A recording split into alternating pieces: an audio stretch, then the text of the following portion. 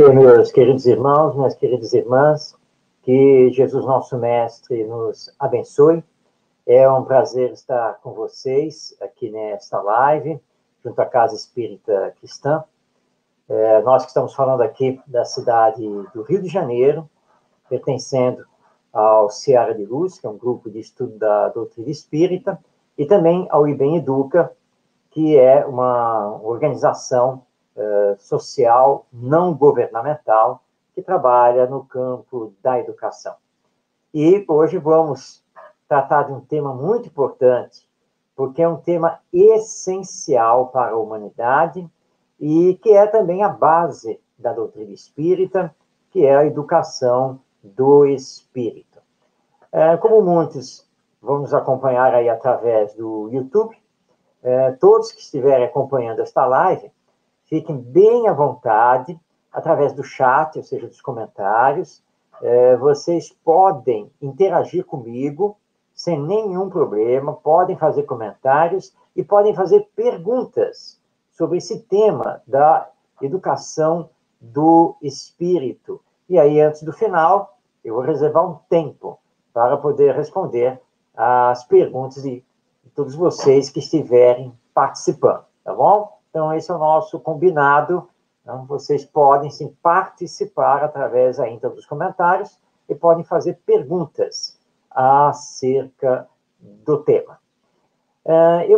Quero iniciar trazendo aqui para todos nós uma reflexão que é muito importante, que é trazida por Leon Denis. Leon Denis, esse grande estudioso, filósofo da doutrina espírita, na introdução do seu livro O Problema do Ser, do Destino e da Dor, e também em algumas outras suas obras, como O Depois da Morte e assim por diante, Leon Denis nos adverte que as novas gerações aprendem muitas coisas na escola, seja a escola da educação infantil, seja a escola do ensino fundamental, do ensino médio, seja a escola do ensino superior. Entretanto, não é dado às novas gerações aquilo que ela mais necessita, que é a formação do seu caráter, que é a sua espiritualização. Leon Denis faz essa advertência na introdução do Problema do Ser, do Destino e da Dor, escrevendo isso no início do século XX, antecedendo a Primeira Guerra Mundial. Ele vai desencarnar e vai assistir à Segunda Guerra Mundial do plano espiritual. O que está faltando, então, para todos nós, conforme Leon Denis? Educação. E conforme Allan Kardec, educação moral, aquela que forma o caráter.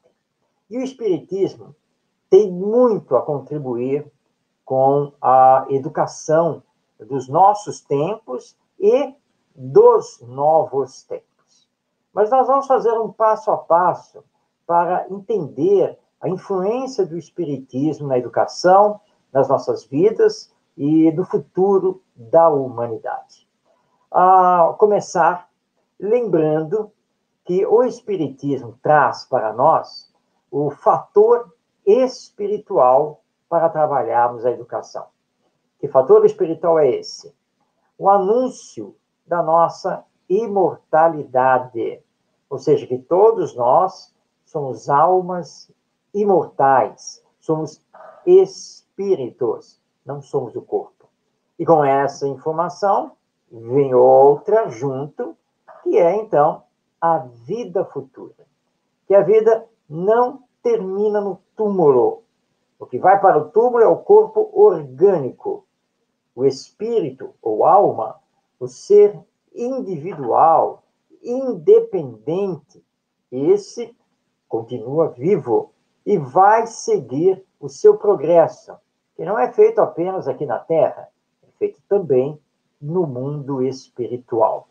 E então vem o Espiritismo e traz mais uma informação a esse nível. Então, nós temos a alma imortal, a vida futura e a palavra que faz tremer os orgulhosos e os egoístas. A reencarnação, que Jesus já havia anunciado, a necessidade de nascermos de novo, voltarmos ao cenário terrestre, dando sempre continuidade ao nosso progresso moral e intelectual, pois o nosso destino é a perfeição.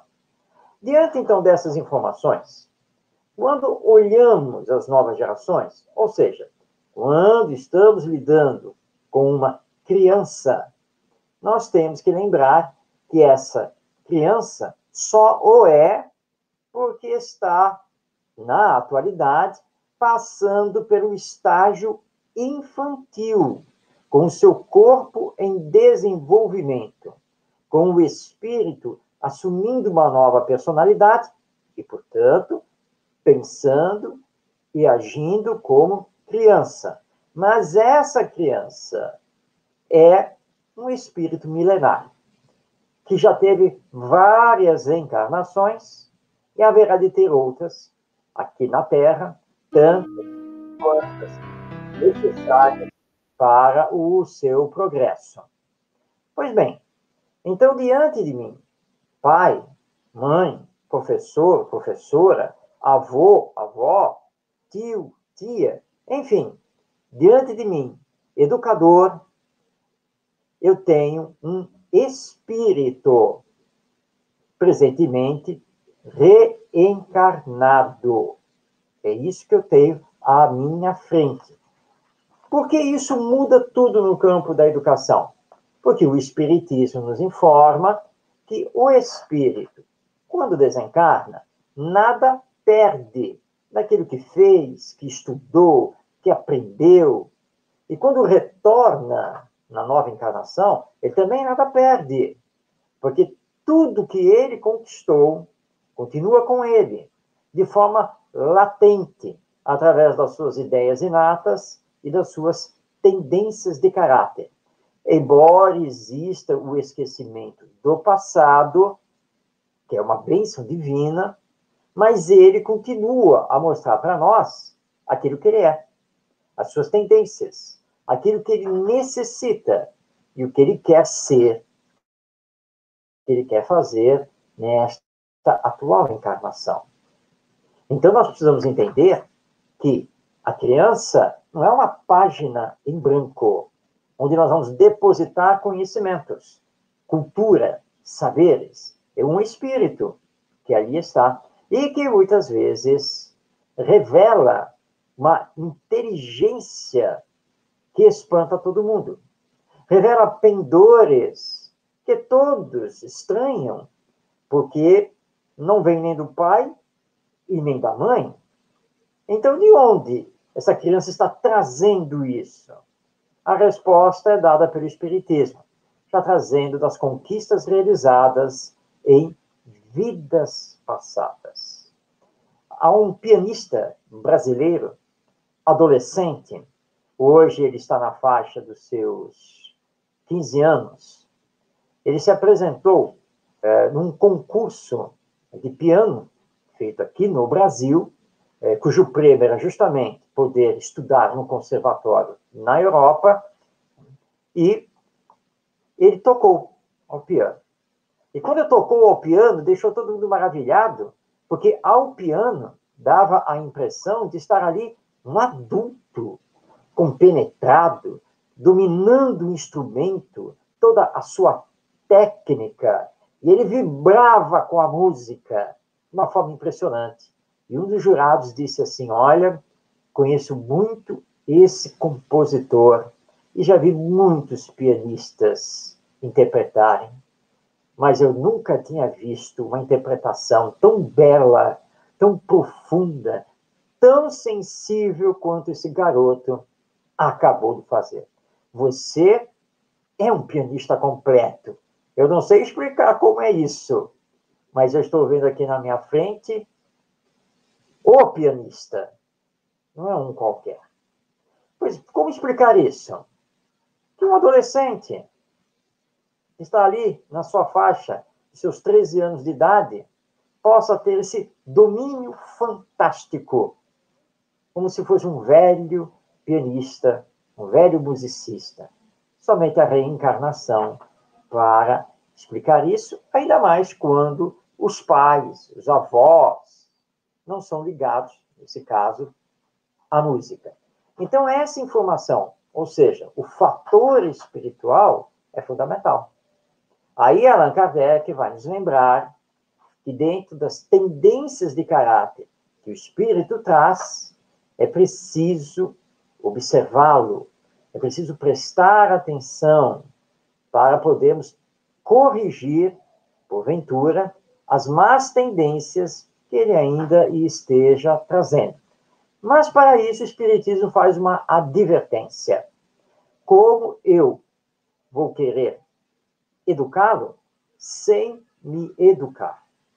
Como eu posso querer corrigir as suas más tendências se eu não corrijo as minhas?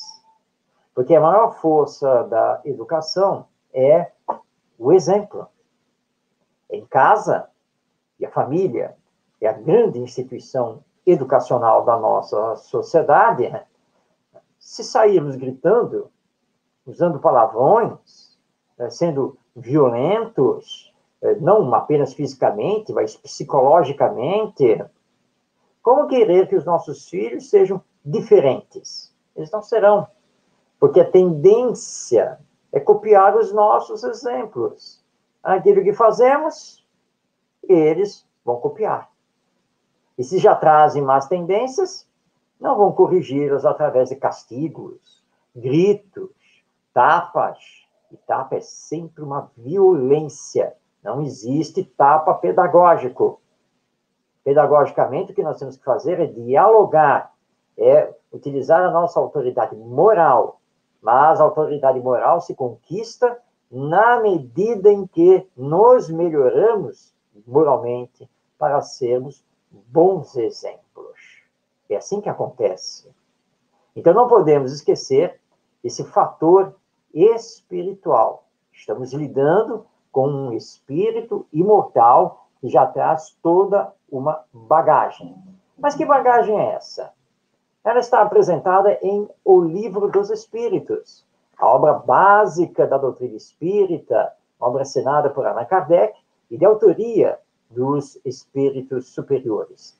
Na questão número 23, os espíritos informam que todos nós, espíritos, somos dotados de inteligência. Que nós somos o princípio inteligente do universo. E que essa inteligência é faculdade própria do espírito, desde o ato da criação divina, e que o espírito vai paulatinamente desenvolvendo na medida em que vai tendo as suas experiências reencarnatórias e também os seus estágios no mundo espiritual. Este é um ponto importante. O espírito faz a sua caminhada evolutiva. O espírito realiza o seu progresso. O que nos leva, então, a entender que, na atualidade, e já de um bom tempo, nós estamos equivocados no campo da educação, porque substituímos a educação pela instrução, pelo ensino, e achamos que tudo devemos ensinar aos nossos filhos ou aos nossos alunos, no caso da escola. O processo não é de ensinagem, o processo é de aprendizagem. A educação centrada no ser humano, na pessoa, ou mais ampliadamente com a visão espírita, a educação centrada no espírito imortal reencarnado. E, portanto, já que é ele que precisa fazer a sua caminhada evolutiva, eu, educador, não tenho que ensinar todas as coisas. Eu tenho que incentivá-lo a querer descobrir, a querer aprender, através da experiência. É isso que eu tenho que fazer. Portanto, Um educador que, na verdade, é um orientador desse processo de aprendizagem. E como ele é um espírito imortal, ele tem toda a capacidade de, individualmente e coletivamente, realizar os aprendizados necessários, enquanto eu lidero esse processo, conduzo esse processo para que ele não se perca, mas permitindo que ele tenha liberdade, autonomia para caminhar, para que ele pergunte. Bem diferente do que temos assistido na chamada escola tradicional, da qual eu posso fazer um depoimento, porque na minha infância e adolescência, mesmo na minha juventude, vividas ali entre as décadas de 60 e 70 do século XX, eu passei por esse sistema tradicional, das carteiras enfileiradas, um aluno atrás do outro, obedecendo uma seriação por idade, e onde não se podia sequer conversar com o colega do lado, porque logo o professor ou a professora nos chamavam a atenção.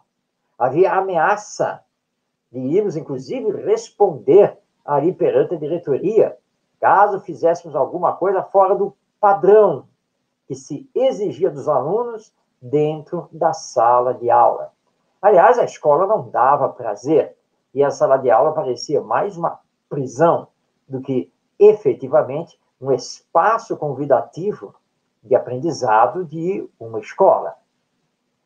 Naturalmente, gerações se sucederam sem saber pensar, sem ter autonomia, liberdade, e sem saber também assumir as suas responsabilidades. Mas aprendíamos muito bem como burlar as regras para que pudéssemos ser crianças, para que pudéssemos ser adolescentes, com todo o potencial e toda a energia dessas fases da vida. E quando os professores me tratavam, e tratavam todos os meus colegas, aos gritos, com ameaças. As inspetoras, estudei num colégio público, as inspetoras pareciam agentes de segurança penitenciária. E eu não estou recuando tanto tempo assim, não estou falando de uma escola do século XIX, estou falando de uma escola da segunda metade do século XX. Mas ainda hoje isso acontece. Em visita a uma escola, certa vez, estava reunido com a diretora e a coordenadora pedagógica para conversar sobre um projeto pedagógico. E havia terminado o recreio, o intervalo, todas as turmas já estavam de volta às suas salas, e aí começamos a ouvir um burburinho vindo de uma sala. A diretora parou aquela nossa conversa, olhou para a coordenadora e disse assim: vá lá ver o que está acontecendo, que barulho é esse? A coordenadora foi, passado alguns minutos voltou e disse: não, é que eles estão fazendo uma atividade lá com a professora, não é nada demais. Ah, bom, então tudo bem. E eu olhei para as duas, disse: por quê? A escola é um túmulo? É isso? A escola é local de velório? Quer dizer que quando termina o intervalo, o famoso recreio, quando todos estão em salas de aula, tem que haver silêncio absoluto em toda a escola? Mas são crianças. E o professor não pode ter, então, criatividade? Realizar atividades fora do ensinar conteúdos da sua disciplina curricular? Essa é a escola tradicional. E é uma escola que já está fora dos nossos tempos.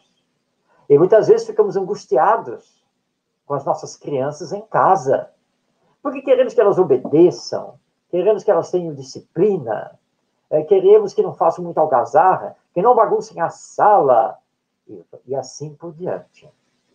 Mas são crianças que estão necessitadas do nosso afeto. Espíritos ligados a nós, que querem a nossa orientação, o nosso amor, o nosso convívio. E não sabemos quais são os laços que nos unem vindos desse passado. Então, nós não queremos, na educação desse espírito imortal, rigidez. Nós precisamos de flexibilidade. Lembrando que ele está em desenvolvimento. E que eu já passei pela infância. Aliás, o nosso querido José Herculano Pires, esse grande educador espírita, tem um texto belíssimo, cujo título é uma pergunta. Por que os adultos se esquecem que já foram crianças? Não é uma boa pergunta? Por que esquecemos que já passamos pela infância, pela adolescência? E quantos de nós também já passamos pela juventude? Por que engavetamos todas essas nossas experiências de vida, para que possamos, então, entender melhor essa geração nova que aí está conosco e na nossa dependência. Pois bem, na questão 369 do Livro dos Espíritos, recebemos a seguinte informação. Encarnando-se com o fim de se aperfeiçoar, o espírito é mais acessível, durante esse tempo, a infância, às impressões que recebe e que podem ajudar o seu adiantamento, para o qual deve contribuir os que estão encarregados da sua educação. Deus, nosso Pai, é sábio na sua criação. O período da infância é onde o espírito, sem ter o domínio total do novo corpo orgânico, ele fica mais suscetível, mais acessível à influência da educação. E aqui, a educação principalmente promovida pelos pais e responsáveis, mas também pelas professoras, lá da creche, lá da educação infantil. Até os 7, 8 anos de idade, o espírito ainda é maleável, o corpo ainda está em desenvolvimento. A sua ligação fluídica com esse corpo não é total. Ela está se estabelecendo paulatinamente. Então, é mais fácil influenciarmos o espírito nessa faixa etária. E nós o fazemos. Claro que fazemos. Mal fazemos. Porque não nos preocupamos com o que falamos com esse espírito. Não nos preocupamos com os exemplos que damos a ele. Não nos preocupamos em corrigir as suas más tendências, que ele já está apresentando. Não nos preocupamos em reforçar as suas boas tendências. Apenas vamos levando, pura e simplesmente, e achando que quando colocarmos a nossa criança na escola, aí sim o processo educacional vai ter início. Isso é um engano. O processo educacional inicia antes da reencarnação, antes do nascimento, porque existe um planejamento reencarnatório. E assim que tivermos a notícia do início da gestação, o espírito que vai ser nosso filho já está ligado, não apenas à mãe, mas também ao pai, à família. E, portanto, através das nossas preces, nós já podemos começar a influenciá-lo. Ao acariciar aquela barriga que começa a crescer, da mãe gestante, e falarmos a ele, que já está ali desenvolvendo o seu corpo, olha, nós vamos recebê-lo, ou recebê-la, com muito afeto, com muito carinho. Nós vamos nos esforçar para lhe amar. O espírito já está recebendo essas vibrações e já está sentindo que ele será bem recebido. Então, Existe aquela história em que a mãe procurou o educador para lhe fazer a pergunta: mestre, quando eu devo iniciar a educação do meu filho? O educador pergunta a ela: mãe, quantos anos ele tem? Ela diz: ele está com 3 anos de idade. Então o educador, verdadeiro mestre, olha para a mãe e diz: mãe, você já perdeu 3 anos. Mas nós espíritas vamos ampliar. E vamos dizer: mãe, você já perdeu 3 anos e 9 meses. Porque a educação começa desde o início da notícia da gestação. É um espírito, já está ligado conosco. E precisa, então, do nosso apoio para que ele se desenvolva em plenitude, com todo o seu potencial de espírito imortal. Pois bem, vamos trazer para a nossa reflexão Joana de Ângeles, esta querida benfeitora espiritual, através da psicografia do não menos querido médium Divaldo Pereira Franco, no livro Estudos Espíritas, onde ela nos informa que a educação tem 6 grandes objetivos ou 6 finalidades, e são as seguintes. Primeiro, a educação deve desenvolver as potencialidades do espírito. Jamais podemos dizer a uma criança: você é burro, você não vai ser nada na vida, você não serve para nada. Porque nós não estamos dirigindo essa fala a uma criança, nós estamos dirigindo essa fala ao espírito, que tem bagagem, e que veio aqui na Terra para cumprir alguma determinada missão, nem que seja com ele mesmo. E ele tem todo o potencial intelectual e moral, até um certo grau, já com desenvolvimento. E precisando de nós, como estimuladores, para que ele mais desenvolva. A educação deve libertar com responsabilidade. Aqui entramos no campo da autonomia. Esse espírito, esse educando, precisa ter, mas com responsabilidade.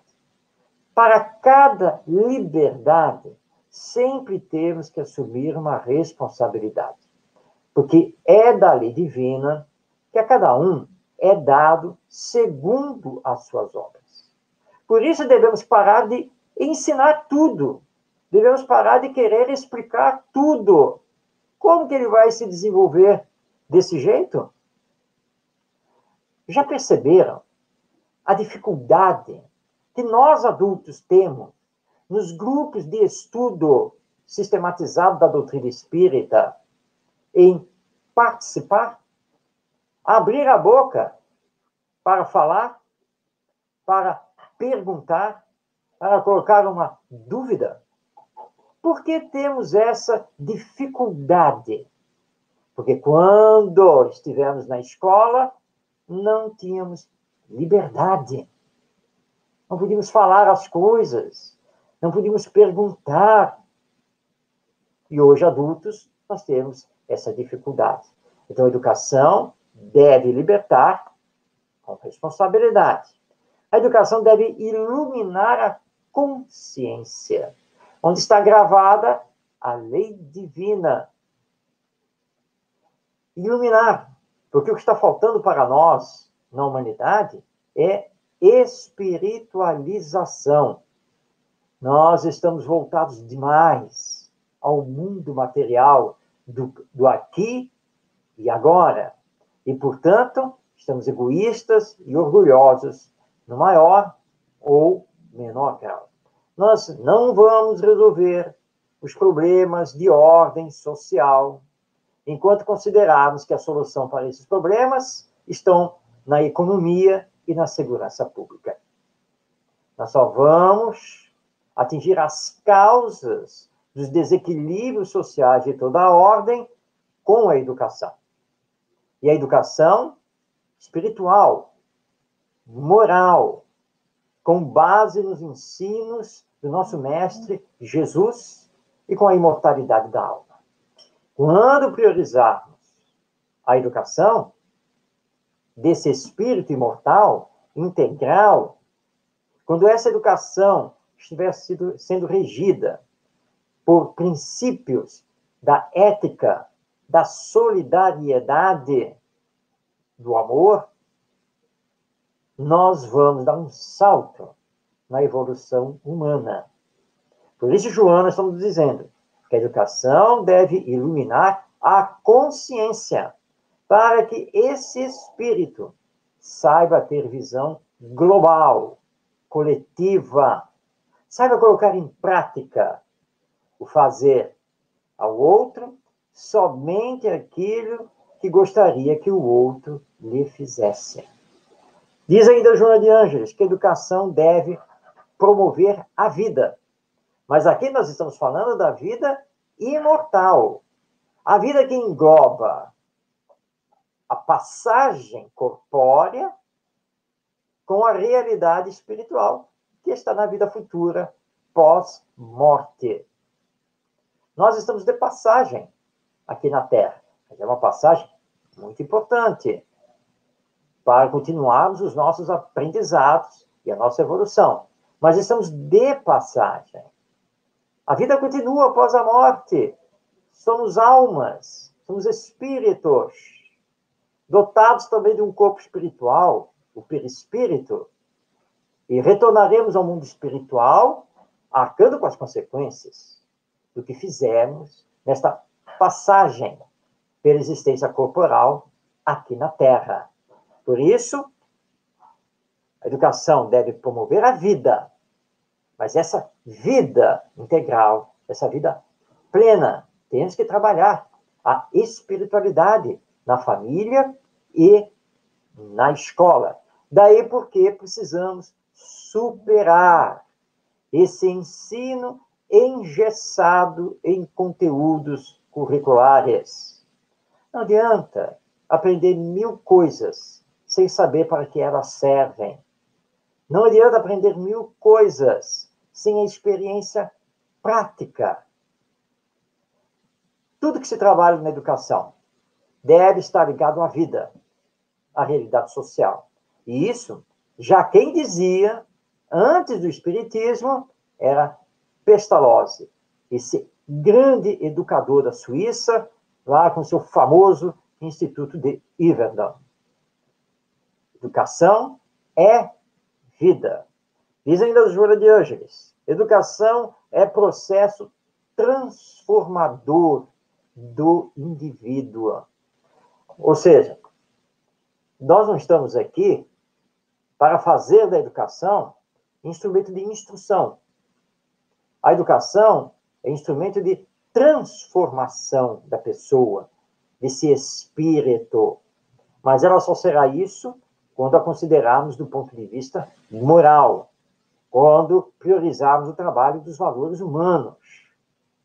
Porque conhecimento, saberes, nós podemos adquirir das mais diversas circunstâncias, em enciclopédias, livros, redes sociais, internet, vídeos no YouTube, jornais, revistas, programas televisivos, etc., etc. Tudo está à nossa disposição. Basta acionar a força de vontade. E nós vamos conhecer, vamos saber. Estava, antes desta live, fazendo pesquisa e me valendo da internet para baixar conteúdos necessários para o meu trabalho. Não estou dependente nem de uma escola, nem de um professor para adquirir conhecimento. Mas sou dependente dos outros nas relações sociais para me transformar, para crescer como pessoa, como espírito imortal. Daí, na década de 1990, ter surgido a inteligência emocional, com o nosso Daniel Goleman, esse psicólogo norte-americano, e que é uma verdadeira revolução para os padrões educacionais. Mas ele veio lembrar, porque nós havíamos esquecido, que não existe apenas o quociente intelectual. Todos nós temos também o quociente emocional. Porque se somos inteligência, somos também sentimento. E é por aí que nós vamos conseguir transformar esse espírito agora reencarnado. E, finalmente, Joana de Anjos nos diz que a educação deve ser integral, do homem total. Porque nós somos seres integrais. Eu sou um espírito imortal, dotado do potencial, da inteligência e do sentimento para desenvolver progressivamente, através das diversas experiências reencarnatórias. E a educação é a base, é a essência da humanidade para poder me ajudar, me auxiliar nesse meu desenvolvimento, mas não pensando apenas em mim mesmo, mas pensando também nos outros, porque eu sou um ser social. Eu sou um ser biológico, mas sou também um ser espiritual. Eu sou um ser histórico, mas também sou um ser social.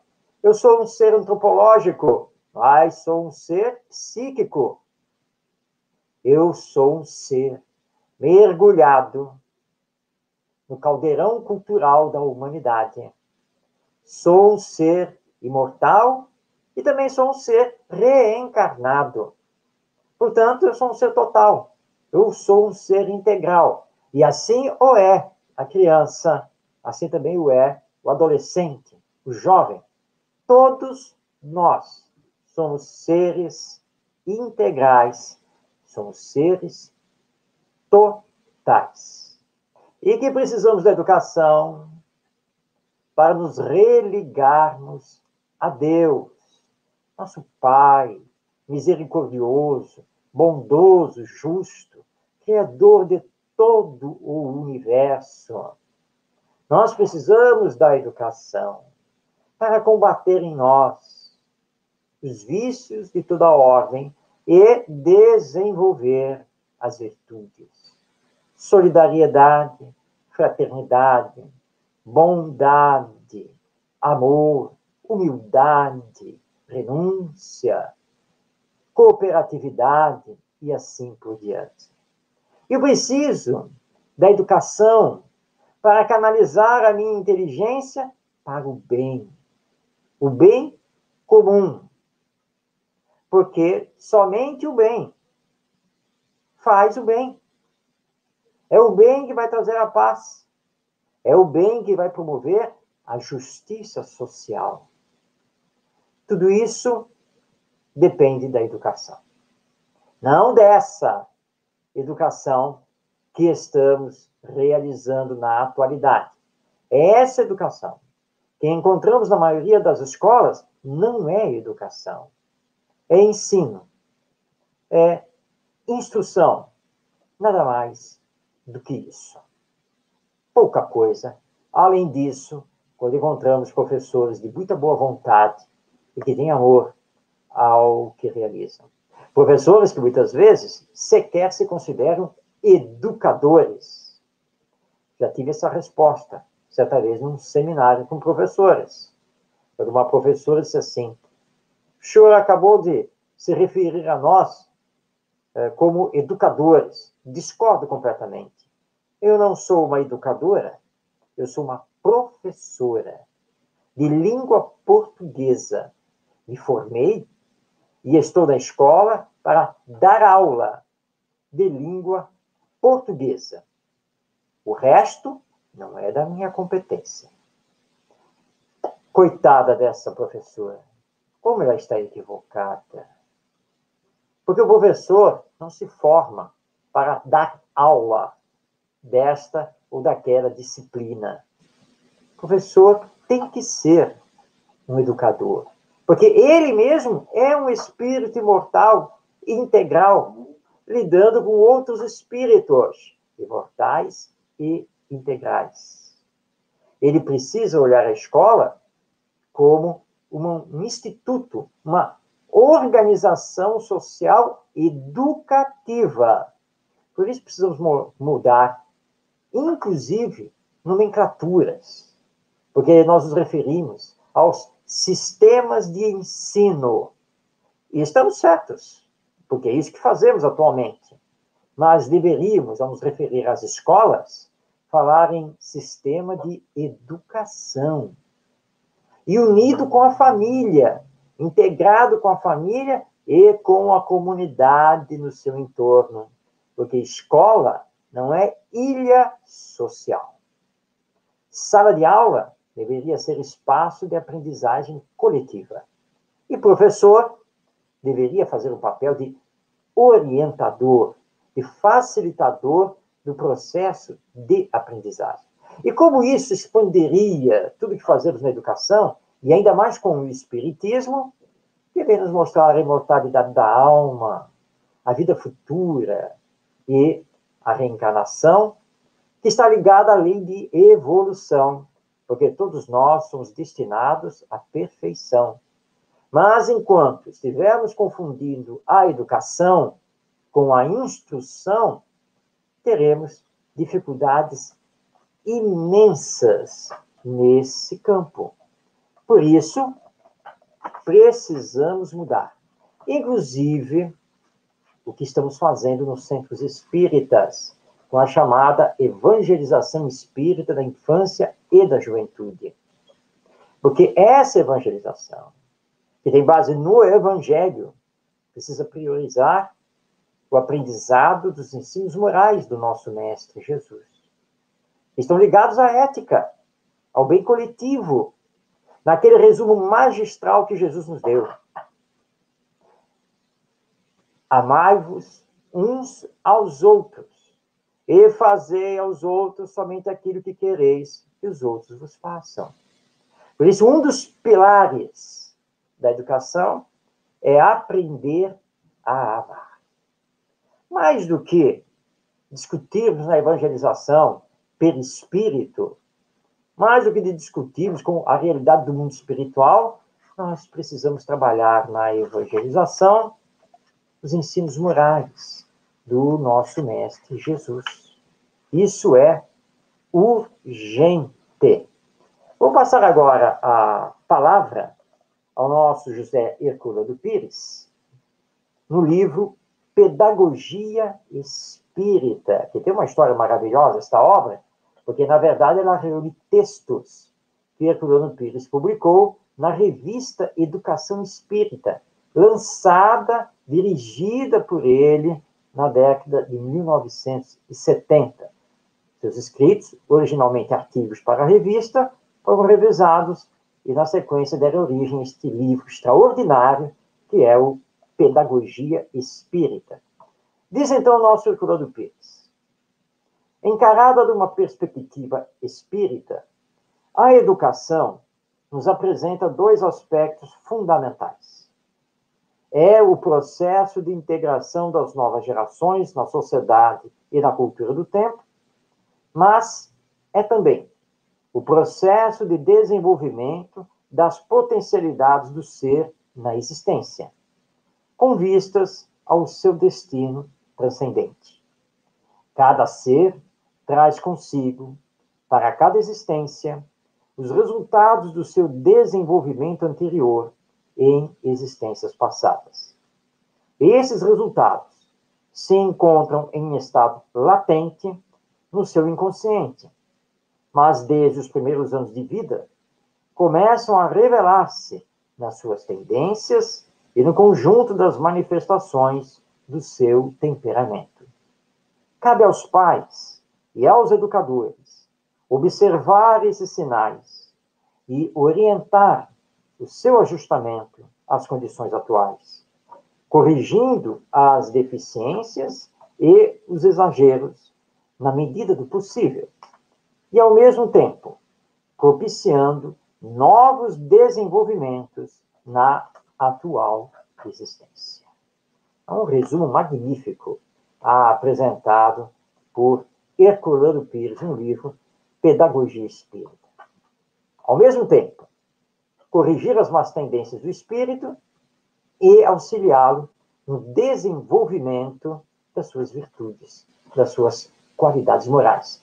Quando falamos em corrigir as más tendências que o espírito ainda tenha, essa correção tem que ser feita com muito diálogo, com muito amor. Lembrando que amor não passa a mão na cabeça sobre os erros que o espírito cometa. Corrige. E vai fazer com que ele assuma as responsabilidades, as consequências, para que ele então possa entender a necessidade de se modificar, de se melhorar, de fazer o bem, porque antes de mais nada, o bem será bom para ele. E aí, na sequência, para os outros. Não são berros, tapas, castigos que educam, que corrigem, mas é muita perseverança, muito afeto, muito diálogo, e desde a infância passar para esse espírito responsabilidades que irão crescendo na medida do seu desenvolvimento, para que ele possa dar valor à vida, para que ele possa dar valor à família e venha a dar valor à escola e ao seu progresso.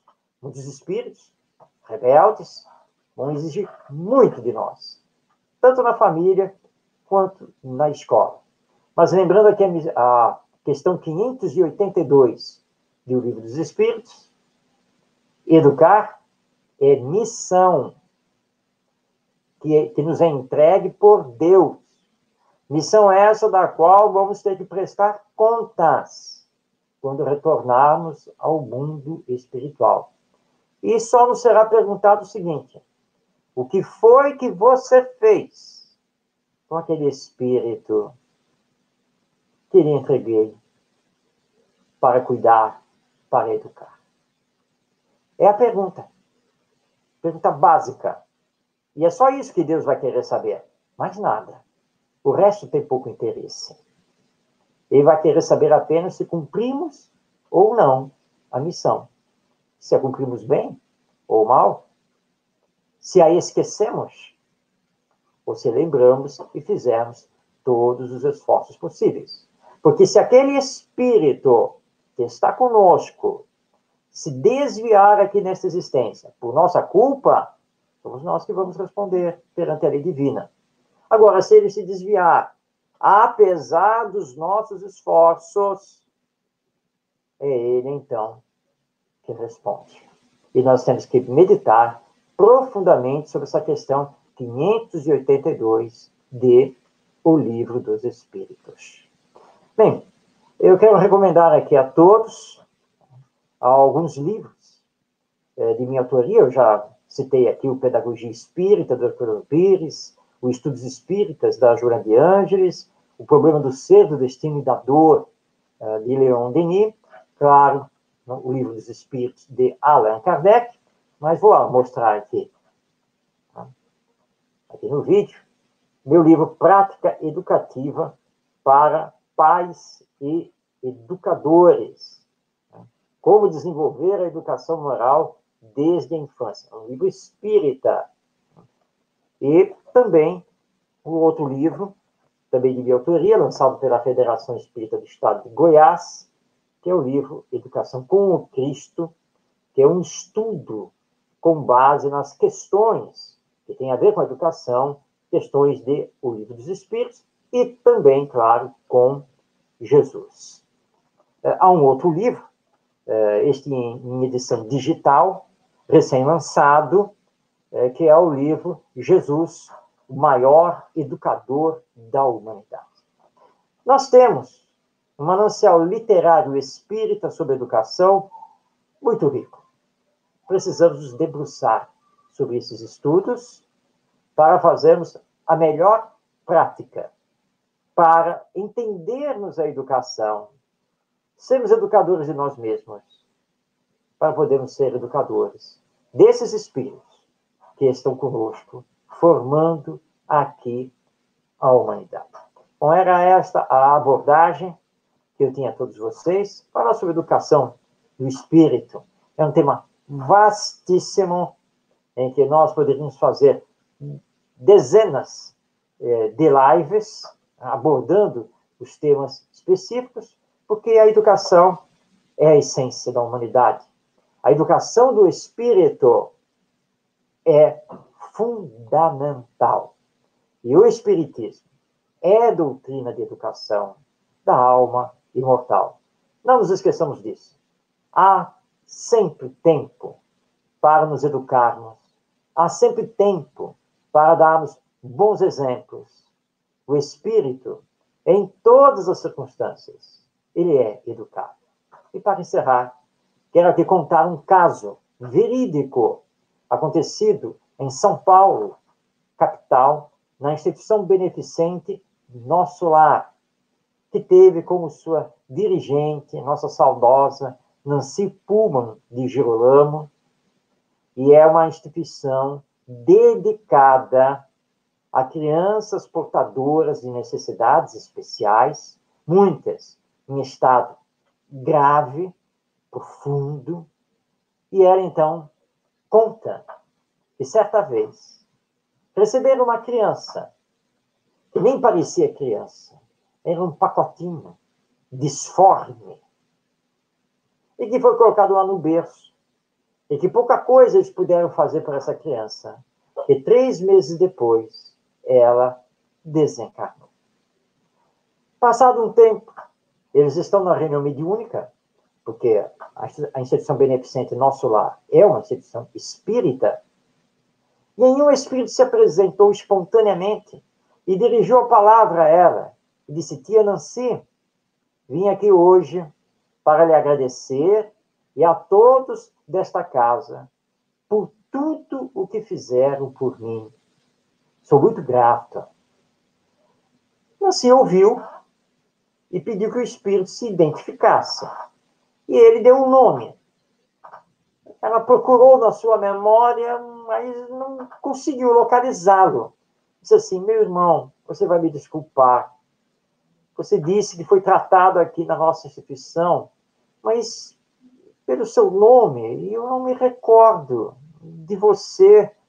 Então o espírito disse: ah, é porque, na verdade, vocês não tinham o hábito de me chamar pelo nome, mas agora você vai lembrar de mim. Eu sou a criança do berço número tal. E quando ele falou isso, ela lembrou imediatamente. Aquela criança que foi deixada aqui no instituto, toda disforme, numa situação deplorável, e que desencarnou 3 meses depois. Então ela disse assim: mas meu irmão, naqueles 3 meses que você ficou conosco, nós não pudemos fazer nada por você, a não ser tratar muito mal o seu organismo. Por que essa gratidão? Disse: não, você se engana. Sou muito grato, porque toda semana vocês têm esta reunião mediúnica. E eu, ali no berço, com aquele corpo que não permitia a minha manifestação, eu sentia e via todo o afeto e carinho de vocês por mim, ao tentarem cuidar de mim. E todos os dias da reunião mediúnica, eu me desdobrava, me emancipava do corpo. E como espírito que eu sou, pleno, eu acompanhava os estudos do Evangelho e esta reunião mediúnica de atendimento aos espíritos sofredores. E então eu aprendi. Foram 3 meses de um aprendizado gigantesco, profundo, que me fez uma nova pessoa, ligado agora ao Evangelho. Então eu vim hoje aqui agradecer e dizer a vocês: muito obrigado por tudo o que fizeram por mim. Nancy Pullman de Girolamo ao contar a sua história, diz que ela não conseguiu se despedir do espírito, porque as lágrimas embargaram a sua voz. E aí, então, ela descobriu o poder que a educação tem, o poder do amor, e que aquele espírito que elas estavam olhando lá no berço, não, elas não estavam olhando o espírito, elas estavam olhando o corpo, porque o espírito mantinha plenamente a sua consciência e realizava os seus aprendizados. Portanto, aprendamos a amar.